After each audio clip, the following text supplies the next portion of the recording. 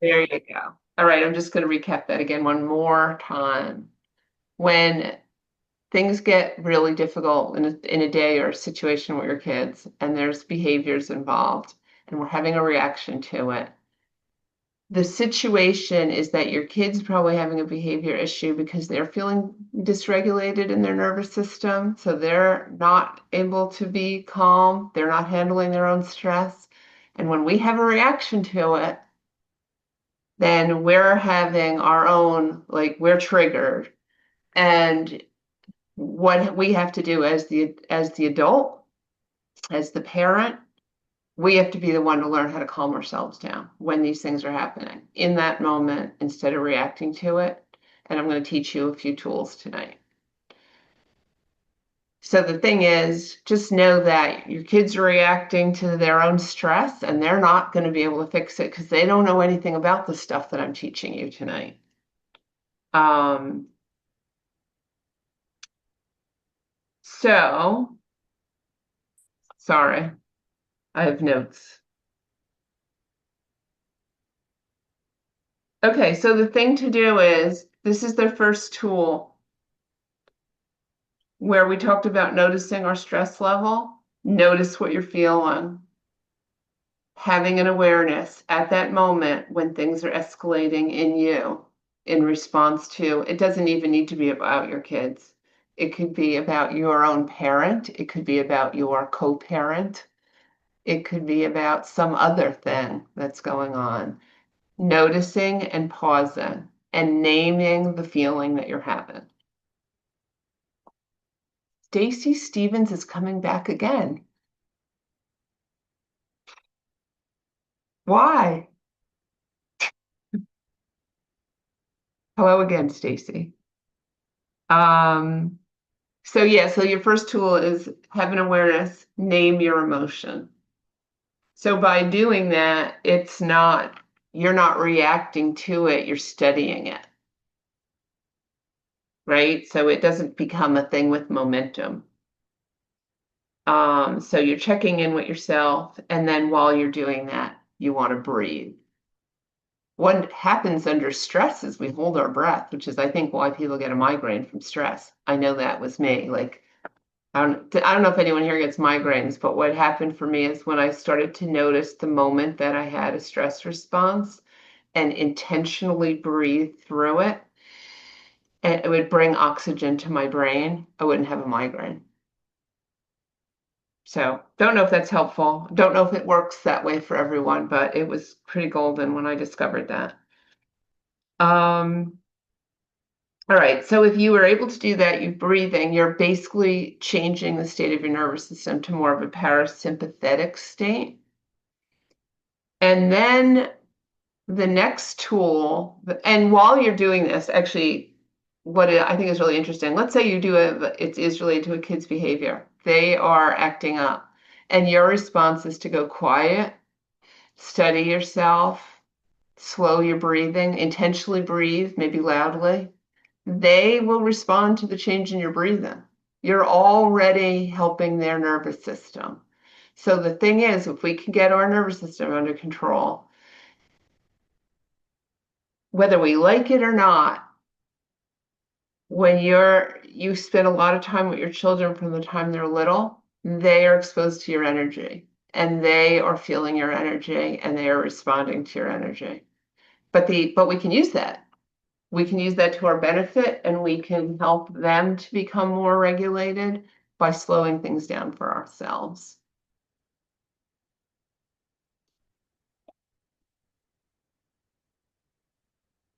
And okay, so then there's another tool that again you can use no matter what your stress is about. And one of the reasons this works is your nervous system under stress thinks there's a danger. If you start to actually think about sensory experiences or the environment that you're in, that takes you out of that situation and an inward experience. So it's almost like your own concentration on your inward experience brings a calming energy to your nervous system. So I'm going to put this thing in the chat and I'm hoping everyone can see this. This is an exercise we're going to do. So it's a grounding technique.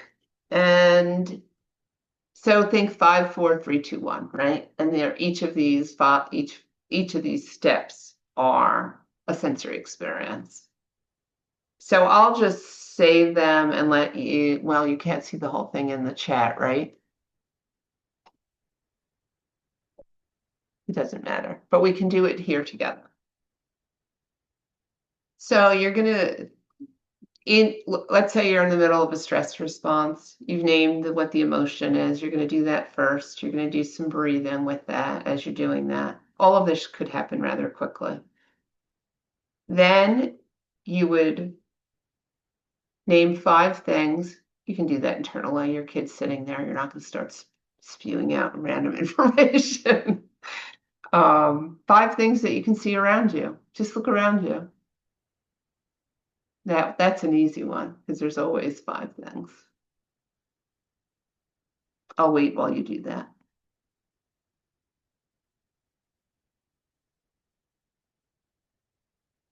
And then you're going to notice 4 things that you can feel right where you are. And so usually that's the chair you're sitting on or the ground, maybe a breeze, and your clothing. And then you're going to find 3 things that you can hear.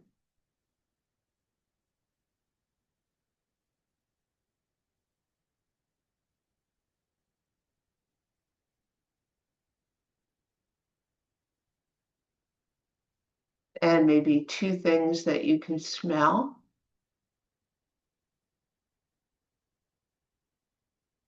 And then 1 thing that you could taste, even if it's the last thing you ate or you wish you had a mint.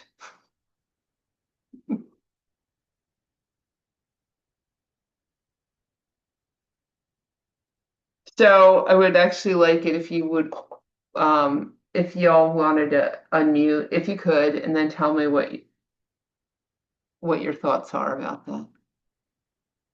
I know there's children involved, so some people can't unmute.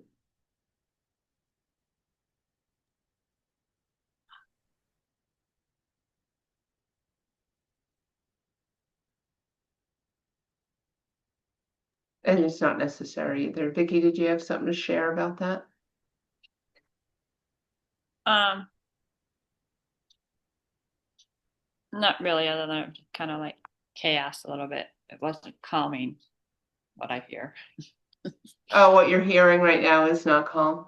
I mean, it's, if you concentrate on what I'm trying to listen to, that's all. Okay. Well, it's a tool to get you out of the fight or flight response. Because if your nervous system is having a signal that you're in danger, checking to see that you're in a safe place and noticing the world around you is a way to actually assure yourself that that's untrue.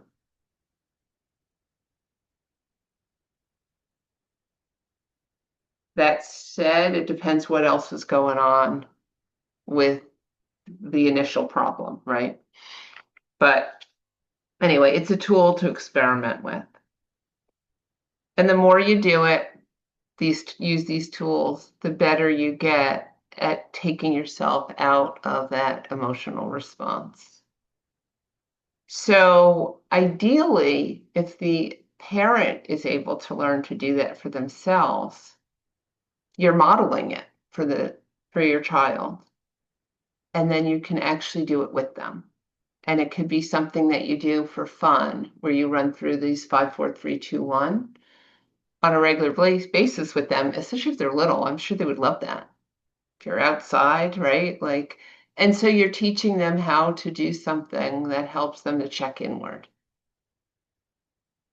So then you become really good at it when you need it, right? So, I'm more aware of all their senses. well, yeah. But when we do that, it changes our nervous system. Right. I was thinking that's all our senses. I didn't put together. So what's interesting about how kids pick up on our energy is I remember an aha moment I had with my kids where I said, they're always bad when I'm in a bad mood. Like on my worst day, they're bad. And I went, oh my God. So think about what happens when we don't get enough sleep, or we're cranky, or we're short, or we're stressed to begin with. They can pick up on that. And then they might sometimes be reacting to the fact that the nurturing version of us, the patient version of us, is unavailable. So that creates discomfort for them. And I know that there's a lot of different types of behavior things that could be going on for kids. So that's not always true, but I just thought it was really interesting. And I think that's probably a common thing that because the things that they were doing weren't that bad, but I was probably like picking, right? Like, you know. Okay, so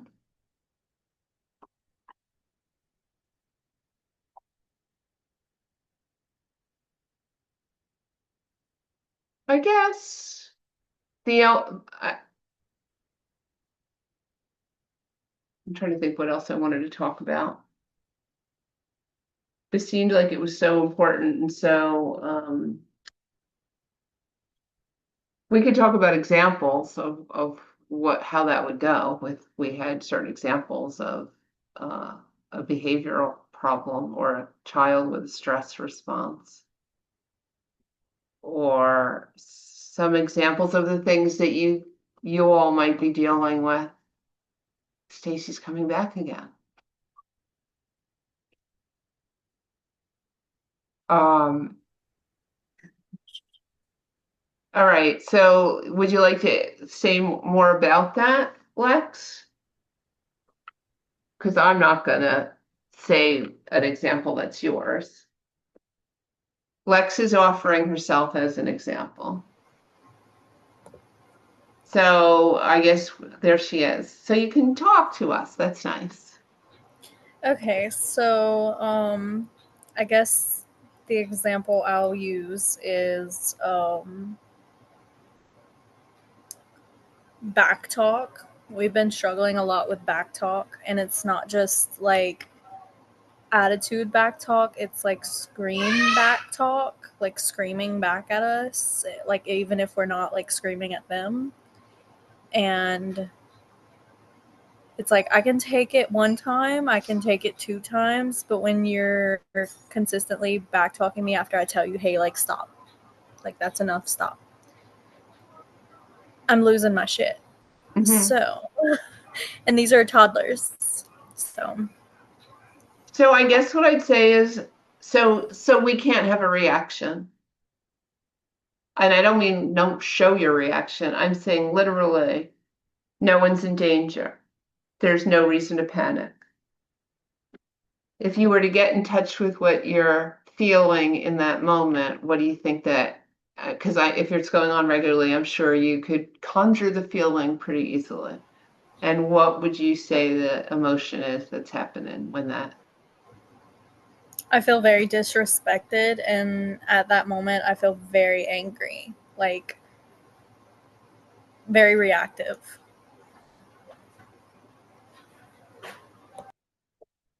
So one of the things, if you can get in touch with that and feel that and try to go through like the exercise, like the 5, 4, 3, 2, 1 thing, and you can calm yourself, that enables you to have a curiosity about why the behavior is happening.